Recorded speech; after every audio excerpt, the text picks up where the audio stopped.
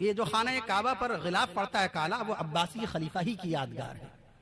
خانہ کعبہ پر جو غلاف، پہلے خانہ کعبہ پر اولین شروعاتی دور میں خانہ کعبہ کے اوپر غلاف ابیض سفید غلاف پڑتا تھا، سفید غلاف۔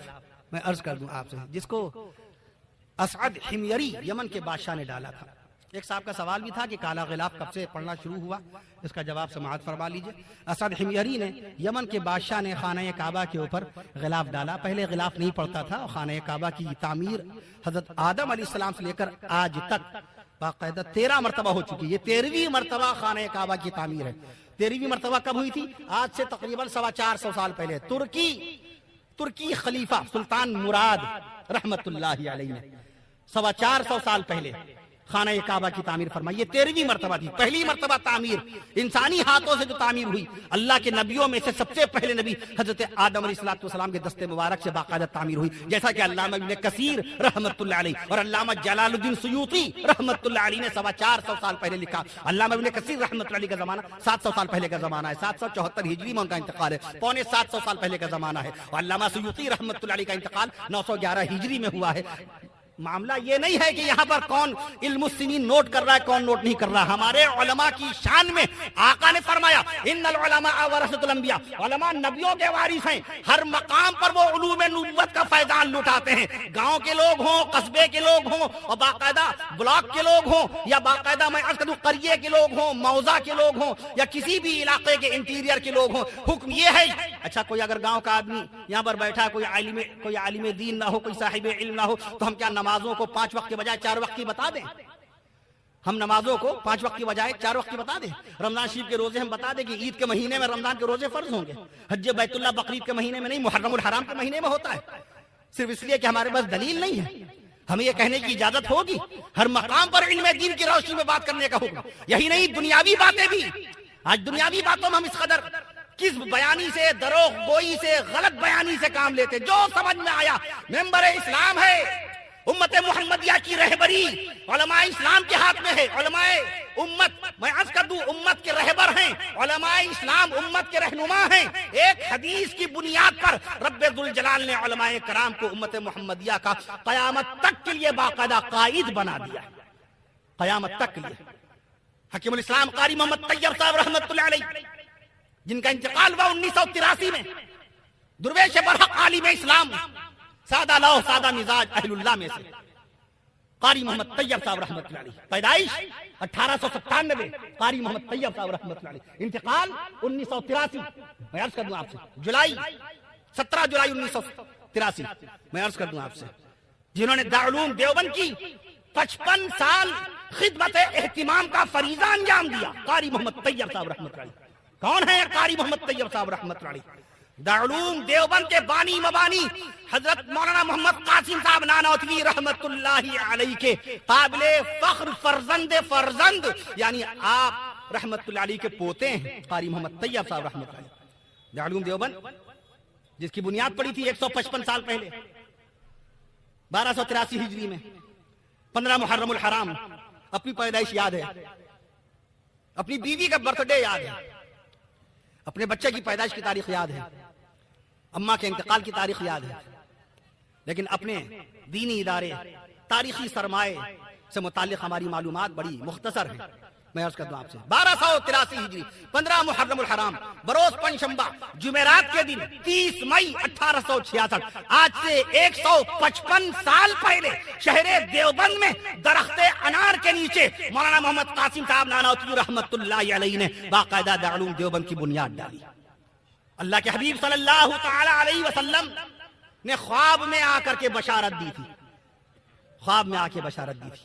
میں عرض کرتا ہوں آپ سے، جن مقامات پر رسول پاک صلی اللہ تعالی علیہ وسلم نے دست مبارک سے خطوط کھینچے تھے، آپ نے لکیر کھینچی تھی، اسی مقام پر سے باقاعدہ بنیاد پڑی تھی۔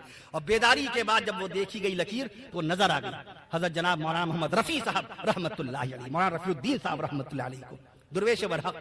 میں عرض کر دوں آپ سے، نبی کا خواب سچا ہوتا ہے، نبی کی ذات سچی ہے، نبی کی صفات سچی ہے، ذکر رسول پہ سبحان اللہ کہہ دیجئے، نبی کی ذات سچی ہے، نبی کی صفات سچی ہیں، نبی کے خیالات سچے ہیں، نبی کے تخیلات سچے ہیں، نبی کا شباب سچا ہے، نبی کا جواب سچا ہے، نبی کا خواب سچا ہے۔ نبی تو نبیوں کے نبی ہیں، حیات النبیین، حیات النبی زندہ جاوید ان الانبیاء احیاء فی قبورہم.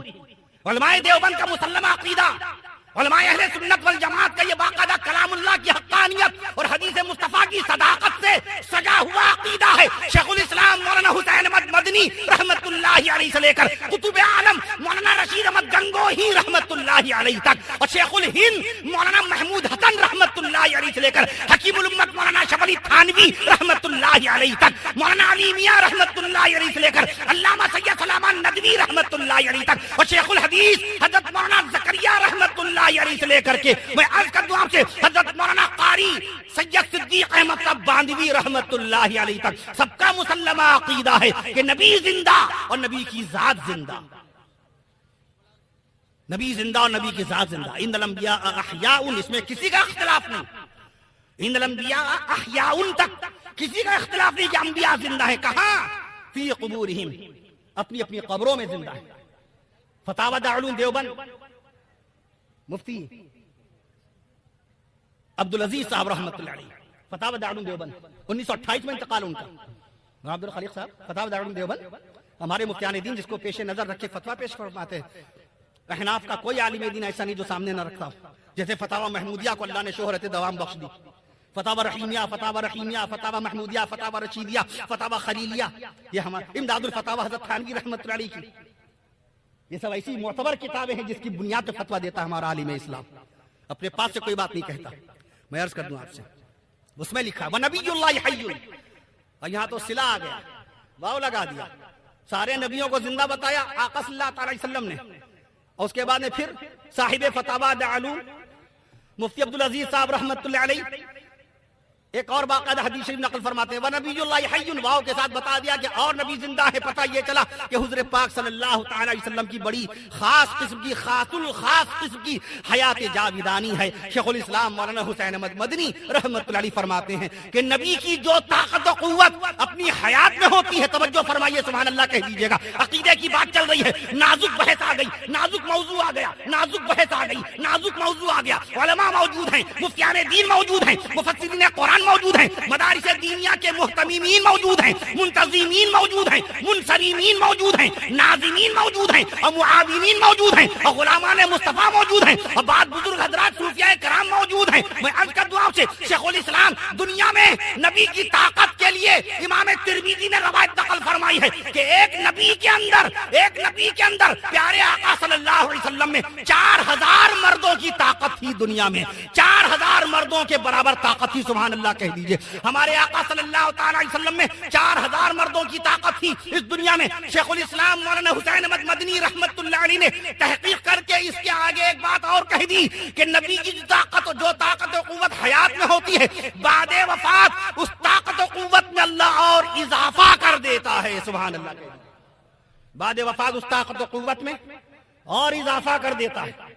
مولانا رشید احمد گنگوہی رحمت اللہ علیہ نے فرمایا در رسول پہ جب جاؤ حج بیت اللہ کے موقع پر شہر مدینہ میں، مسجد مصطفیٰ میں، مسجد نبوی شریف میں، روضہ رسول صلی اللہ علیہ وسلم کے پاس جاؤ، یہ سوچ کر کے صلاۃ و سلام پڑھو کہ جس طرح صحابہ کرام اللہ کے حبیب صلی اللہ علیہ وسلم کے دیدار اقدس سے مشرف ہوتے تھے، ویسے ہی تم کو رسول پاک دیکھ رہے ہیں، اور تم بھی ویسے ہی رسول پاک کو دیکھ رہے ہو جیسے صحابہ کرام دیکھتے تھے.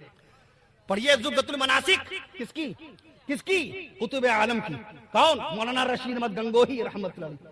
کون مولانا رشید احمد گنگوہی؟ علامہ انور شاہ کشمیری رحمت اللہ علیہ، جن کا انتقال ہوا حافظ صاحب 1933 میں. جس سال اس گنہگار کو، اس سیاکار کو، اس حقیر کو، اس فقیر کو دارالعلوم دیوبند وقت میں مدعو کیا گیا اور مورخ اسلام کا تحریری اعزاز پیش کیا گیا. زبانی نہیں الحمدللہ، قولی بھی نہیں، تحریری زندہ رہتی ہے. تحریری اعزاز پیش کیا گیا. اس سال ہم کو توفیق دی، اللہ نے موقع بخشا. حضرت علامۃ الدہر امام العصر علامہ انور شاہ رحمت اللہ علیہ کی قبر پاک پر حاضری کا موقع. مہد الانور میں اس خاکسار کو عشائیہ پیش کیا گیا. میں عرض کر دوں آپ سے، پتہ نہیں دارالعلوم کے بلند پایا علماء نے کیا سوچ لیا اس حقیر و فقیر ناخواندہ آدمی کے متعلق، اور انہوں نے یہ اعزاز دے دیا. وہاں سے ہماری ذمہ داریاں کس قدر نازک ہو جاتی ہیں. دارالعلوم دیوبند نے اگر کسی کو مورخ اسلام کا لقب بخشا ہے تو کس قدر ذمہ داریاں آپ کی، قاضی صاحب کی ذمہ داریاں کتنی نازک ہو جائیں گی. مولانا زبیر صاحب کی ذمہ داریاں کتنی نازک ہو جائیں گی. قاسمی لگا ہوا ہے, قاسمی لگا ہوا ہے کہ جو بات کہیں گے کلام اللہ کی حقانیت کی روشنی میں کہیں گے. ہمارے علماء کرام کی باتیں کتنی نازک, کتنی ذمہ داریوں کی باتیں ہوں گی کہ حدیث رسول اللہ کی صداقت کی روشنی میں مسئلہ بتائیں گے. امام اعظم ابو حنیفہ رحمت اللہ تعالی علیہ کے مسلک حقہ, مسلک حنفیہ سے سرے منہ انحراف نہیں کریں گے. 83,000 شرعی مسائل کی روشنی میں فتویٰ دیں گے. میں عرض کر دوں آپ سے کتنی ذمہ داری. اگر ہم آپ سے یہ کہتے کہ آقا مدنی صلی اللہ تعالی علیہ وسلم کی پیدائش مبارکہ آج سے 1495 سال پہلے ہوئی تو ہمیں پہلے تحقیق کرنی ہے. کتنی